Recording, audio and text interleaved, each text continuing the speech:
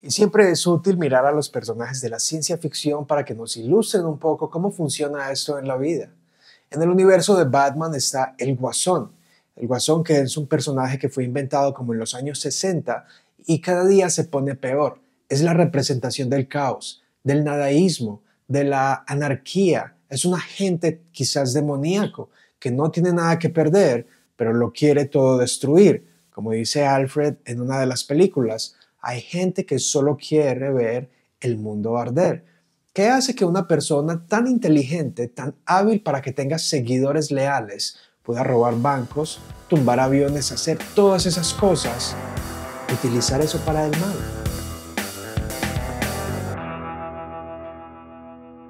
¿Te has preguntado por qué personas tan brillantes e inteligentes utilizan su inteligencia, su habilidad y sus talentos para cometer el crimen, para hacer cosas ilegales? En el día de hoy estaremos hablando acerca del libro Dotados Inteligentes, la mezcla extraordinaria entre la bendición y el potencial.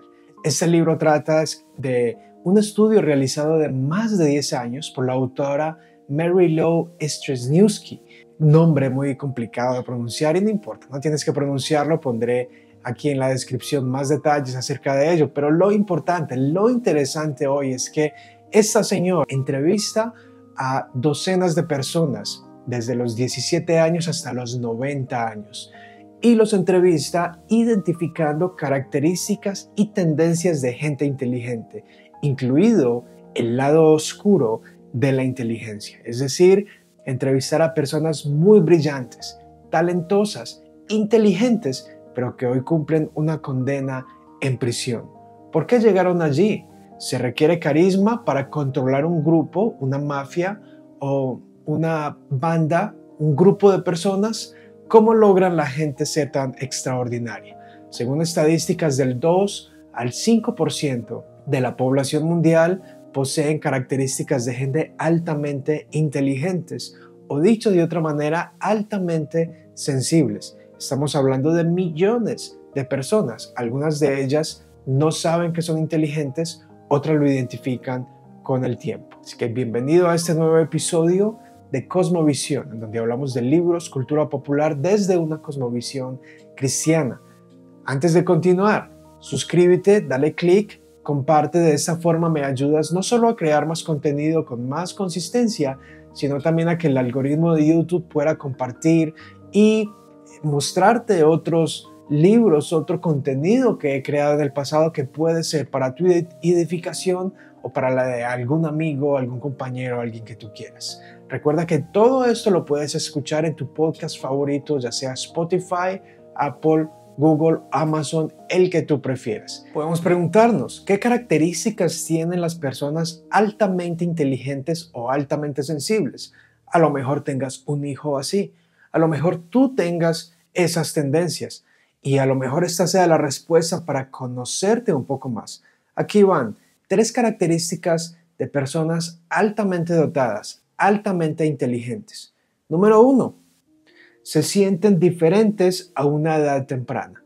Es decir, son niños o niñas que desde una edad temprana sienten que no encajan, que su mente va más rápido de lo que pueden pronunciar con sus palabras. Como resultado, se sienten mal entendidos y mal interpretados. Esto puede ser exacerbado cuando aún los padres o la gente a su alrededor se burlan de lo que ellos dicen o piensan, porque ellos tratan de comprender el mundo, de darle sentido, de ver más allá, pero los demás no entienden.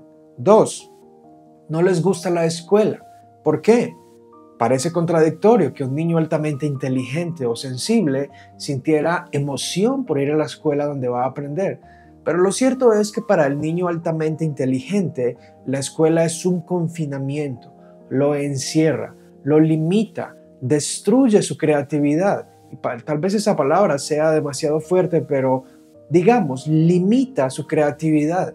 Si pregunta, es callado. Debe ofrecer los resultados al profesor de la forma en que el profesor lo dice, porque si lo hace de otra forma diferente, no es válido.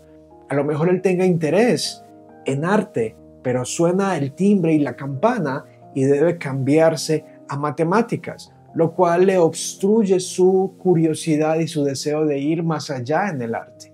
Relacionado a esto, se ha hablado muchísimo, no solo como una crítica al sistema educativo que aparenta ser obsoleto, pues se han hecho comparativos con un teléfono de hace 100 años, un teléfono de hoy, y son abismalmente diferentes. Se han hecho comparativos con una silla de hace 100 años y una silla de hoy, y son completamente diferentes. Un automóvil, un edificio, bueno, aunque los edificios hoy podría decirse son más feos que los de antes porque el arte se volvió más pragmático, pero ese sería otro tema. De modo que la escuela funciona como funcionaba hace mucho tiempo. En fin, se ha hecho esa crítica al lado de la escuela. Esto hace que el movimiento homeschooler haya crecido y exponencialmente hasta el día de hoy, desde los años 70, en donde padres han querido asumir el control de la educación de sus hijos, no solo por razones religiosas, sino también por razones meramente académicas. John Taylor Gatto, un autor y docente en la ciudad de Nueva York, que también ostentó un premio al mejor docente en los años 90, bastante citado en los círculos educativos no tradicionales, dice lo siguiente: estas son las 7 lecciones que él aprende que a lo mejor tienen mucho que ver de por qué jóvenes y niños altamente intelectuales, dotados o sensibles no encuentran su lugar. ¿Por qué hay niños inteligentes que les va mal en los exámenes y sin embargo tienen éxito en la vida? Número 1, confusión. La escuela le enseña confusión porque no hay una cohesión o conectividad entre una materia, un tema y el otro.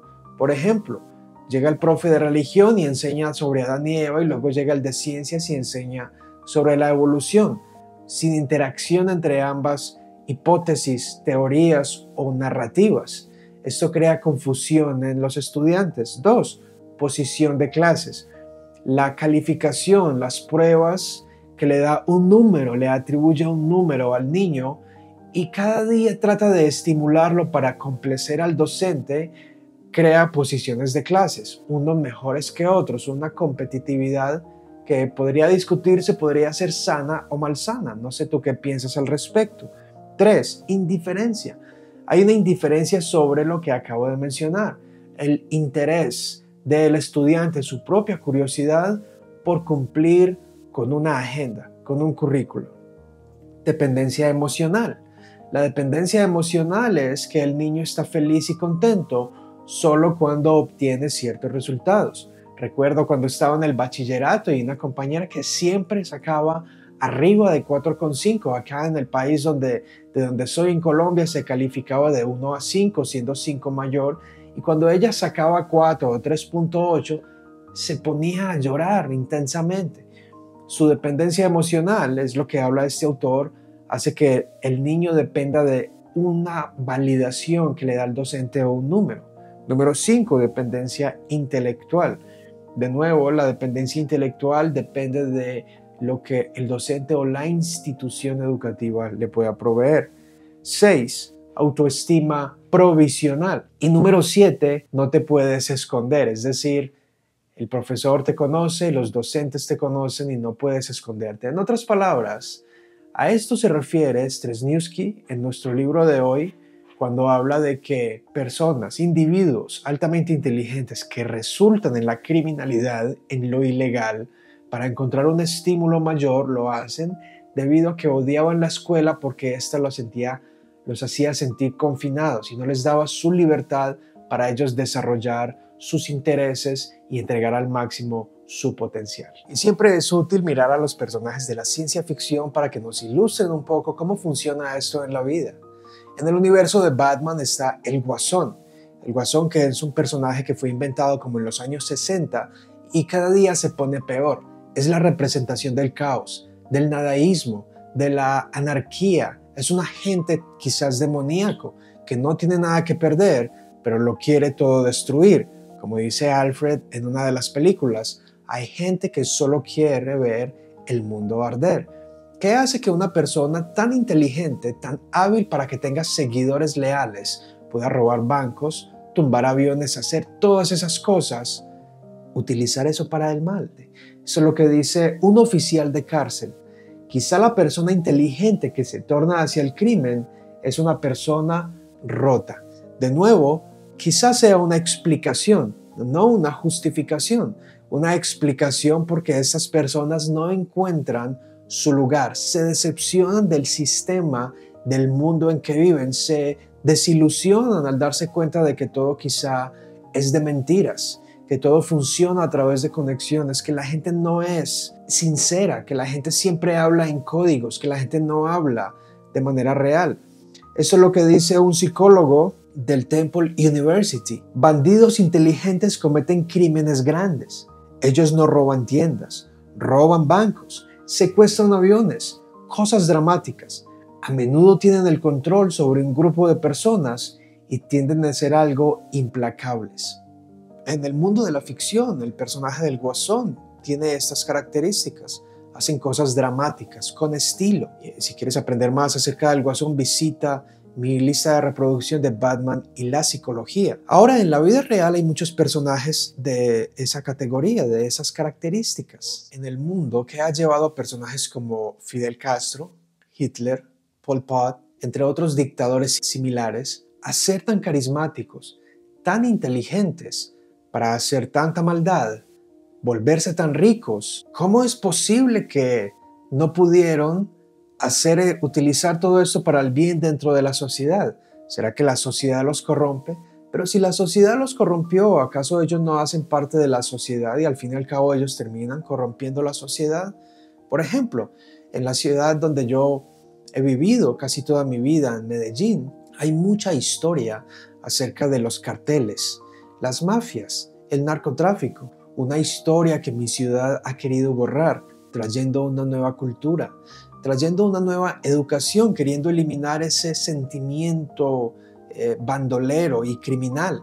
Nos guste o no, el lenguaje ha sido afectado y la cultura afectada por este movimiento, por decirlo así, esta situación que surgió en los 70, casi hasta los años 90, específicamente cuando Pablo Escobar Gaviria es asesinado por el gobierno colombiano. Y es que estas personas eran muy inteligentes. Por ejemplo, en la serie El Patrón del Mal se muestra un hombre muy inteligente. Pablo Escobar llegó a dominar el 80% de la droga a nivel mundial, del narcotráfico.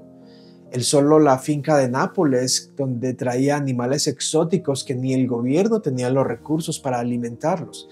Poseer helicópteros, automóviles, incluso automóviles y dinamita para explotarlos, armamento, la mejor ropa, los mejores lujos, fincas, granjas, de todo tipo, dólares apilados, miles, millones de dólares. En aquel entonces, una de las personas más ricas del planeta Tierra tenía que ser muy inteligente. Y para estas personas es aparente, según Streniewski, altamente inteligentes, el sistema no funcionó para ellos. La escuela no funcionó, siempre perdían o les iban mal y el mundo les mostró que solo la vía de la ilegalidad les producía un estímulo. Necesitaban un estímulo superior. Estas personas no funcionaban en un horario de oficina de 8 a 6 de la tarde. Estas personas no estaban satisfechas en una escuela de 7 de la mañana a 2 de la tarde. Se sentían confinados. La emoción de lo dramático, del dominio, de tener hombres leales, les generaba dopamina. Altamente inteligentes, altamente sensibles. Estas son algunas de las características que nuestra autora nos dice que estas personas tienen. Ven lo que otros no ven. 2. Leen entre líneas las declaraciones de los demás. 3. Les va mal en pruebas educativas. 4. Tienden a ser muy brillantes. Y 5.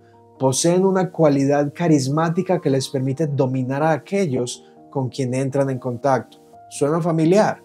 Para ser un gran líder, para ser un capo, para ser alguien que domina, un revolucionario, un buen malo, se necesita carisma. Gente leal. Eso tiene mucho que ver con la identidad. Aquellos hombres y mujeres que son leales hasta la muerte a estos individuos se identifican con él, lo ven como un Dios.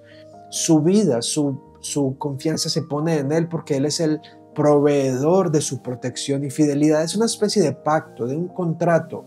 Yo te entrego mi lealtad, tú me das protección, tú me das todo el dinero, tú me das posición, un buen nombre, una buena postura. Pero la pregunta permanece, ¿por qué? ¿Será esto solo una máscara? Al evaluar estos personajes y al hacer sentido de las cosas, me pregunto de nuevo, ¿qué hace que alguien tan dotado, tan inteligente, se vuelva así? ¿Fueron así o solo encontraron la oportunidad de hacerlo? Como dice un autor por ahí, el dinero no daña a las personas, las desenmascara. En un viaje que tuve en un avión de unas 6 horas me leí el libro El nacimiento y muerte del cartel de Medellín por el anterior narcotraficante Carlos Leder, un hombre que venía de buena familia, ciudadano colombiano y alemán. Su padre era alemán, era un hombre que no era pobre, venía de buena familia y tenía buena educación.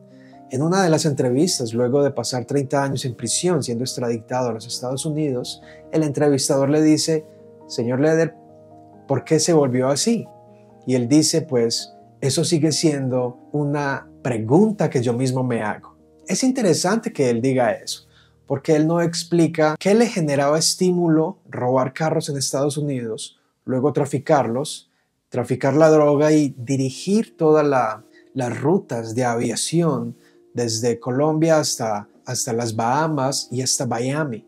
Un hombre que en su libro narra haber terminado su bachillerato siendo adulto en los Estados Unidos en la cárcel porque se salió de la escuela, no continuó. Un hombre que poseía aviones, él mismo aprendió a pilotar aviones y solo era bachiller. Un hombre que construyó aeropuertos, compró una isla entera en las Bahamas, coordinó las rutas de aviación. Esto es presentado de manera bastante cómica en la película Hecho en Estados Unidos, protagonizada por Tom Cruise, donde él interpreta a uno de los pilotos llamado Barry Seal y que tiene mucha relación con esa época. ¿Qué hace que esta gente se vuelva así? Altamente inteligente. La verdad es, y la realidad es que según la psicología, estas personas requieren un estímulo mayor. El colegio tradicional no les provee un estímulo mayor. La gente no los comprende. La gente se burla de ellos. No les funciona una rutina común.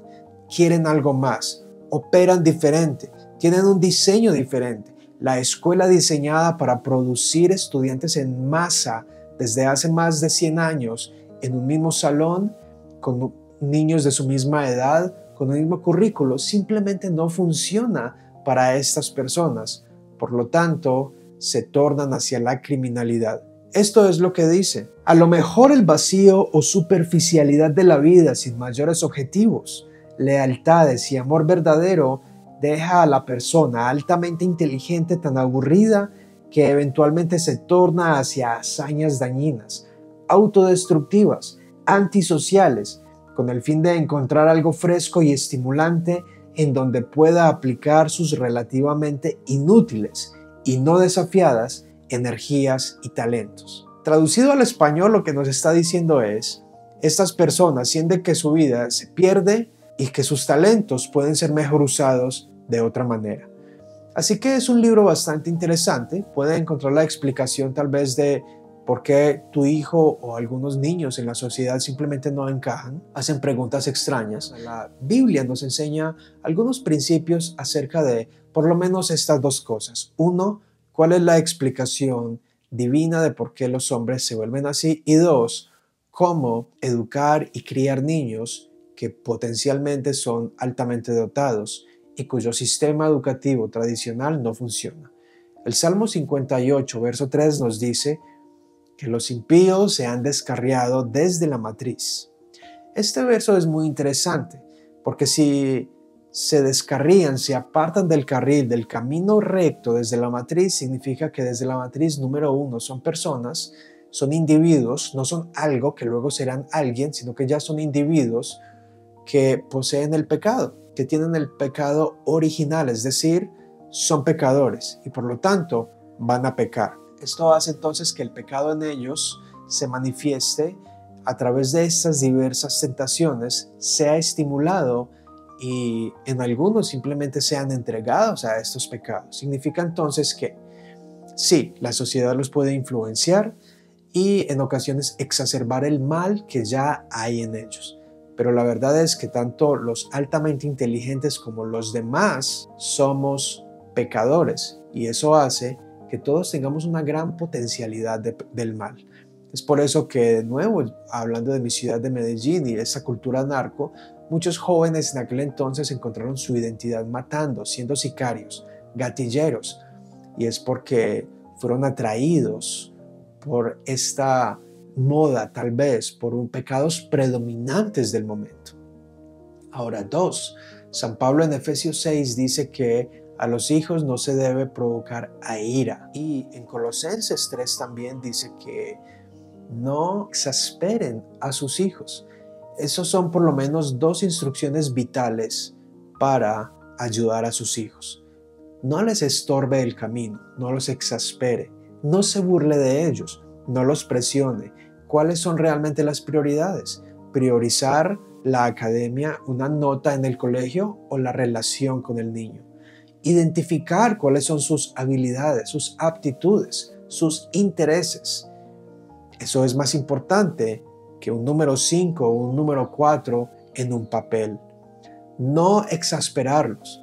Cuando los exaspera, ellos le tomarán miedo a la vida, le cogerán miedo a la vida y a lo mejor desconfianza a usted y a todos los adultos. Por lo tanto, serán provocados a ira. Provocarlos a ira es alimentar un resentimiento hacia los padres que puede perdurar hasta su adultez. Esto hace que tengan rabia por ser mal comprendidos, por recibir burlas, por prohibirles pintar o hacer arte o música, lo que más les gusta, porque ellos saben qué es lo más importante para los padres, o la academia o la relación con ellos. Bien, hasta aquí entonces este pequeño episodio acerca de niños altamente inteligentes, adultos altamente sensibles, la mezclada bendición entre la potencialidad y la inteligencia. Cómo las personas altamente inteligentes pueden tornarse a hacer lo malo, a encontrar estímulo en la maldad. Y cómo podemos cuestionar, reflexionar qué podemos hacer mejor con nuestros hijos y nietos. Y a lo mejor tú no tengas hijos todavía, pero algún día los vas a tener y necesitas pensar en ello. ¿Cuál es tu prioridad en la educación para ellos? ¿Cuál es el producto final que quieres en ellos? Y para eso hay muchos más recursos. Te invito a mirar otras reseñas acá que a lo mejor te interesen relacionadas con la educación, con la psicología y con la teología y otras cosas. Suscríbete, comparte, eso me ayuda a que el algoritmo de YouTube disemine más el contenido y hasta pronto.